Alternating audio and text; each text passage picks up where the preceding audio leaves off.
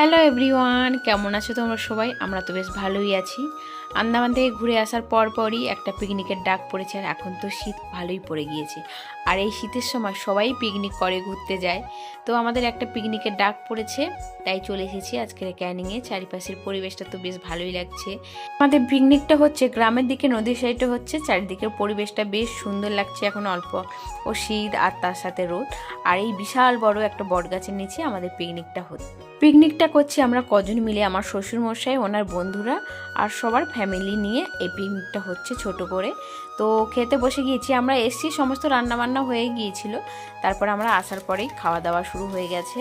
এই শীতের দিনে গাছের তলায় বসে পিকনিক করতে বেশ ভালোই মজা লাগে। তারপরে সবাই মিলে গোল করে বসে খাওয়া দাওয়ার মজাটাই আলাদা। বাড়িতে তো প্রতিদিন খাওয়া হয় চেয়ার টেবিল, একদিন না নিচে বসেই খাওয়া হলো। আর পাতে পড়ে গিয়েছে আলু ভাজা, ডাল, পাতিলেবু আর লাউ ডাঁটা চিংড়ি মাছ দিয়ে একটা চচ্চড়ি। তারপরে সর্ষে পাবদাও পড়ে গিয়েছে। সর্ষে পাবদাটা কিন্তু খুব সুন্দর হয়েছিল রান্নাটা। আমাদের বাড়িতে কোনো অনুষ্ঠান হলে যে দাদা রান্না করে, তার ছেলে আজকে রান্না বান্না করেছে। আর পাতে পড়ে গিয়েছে দই কাতলা। দই কাতলা খাওয়া হয়ে গেছে। তারপরে এই যে দেশি মুরগির মাংসও পড়ে গেছে। এক টুকরো আলু, একটু মাংস আর ভাতের সাথে খেতে, আহা, এই শীতের দুপুরে খেতে যে কি মজা। তারপর এখন পাতে পড়ে গিয়েছে টমেটোর চাটনি। পাঁপড়ও ছিল, খাওয়া হয়ে গেছে। মিষ্টি দিয়েছে, দই মিষ্টি দিয়েছে, আর স্যালাড ছিল।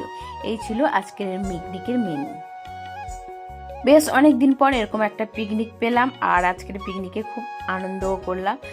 খাওয়া দাওয়া হয়ে গেছে, চারিপাশটা একটু ঘুরে নিচ্ছিলাম, এদিকটা কখনো আসা হয়নি। আর বিকালবেলা এখন এই যে গাড়ি করে বাড়ি যাচ্ছি। এই সময় না খুব ঠান্ডা করছিল গাড়ি করে যাওয়ার সময়। এই ফাঁকা রাস্তায় যেতে যেতে একটা গান মনে আসছে, এই পথ যদি না শেষ হয় তবে কেমন হতো তুমি বলো তো। জানি গাইতে পারি না, তাও একটু গাইলাম।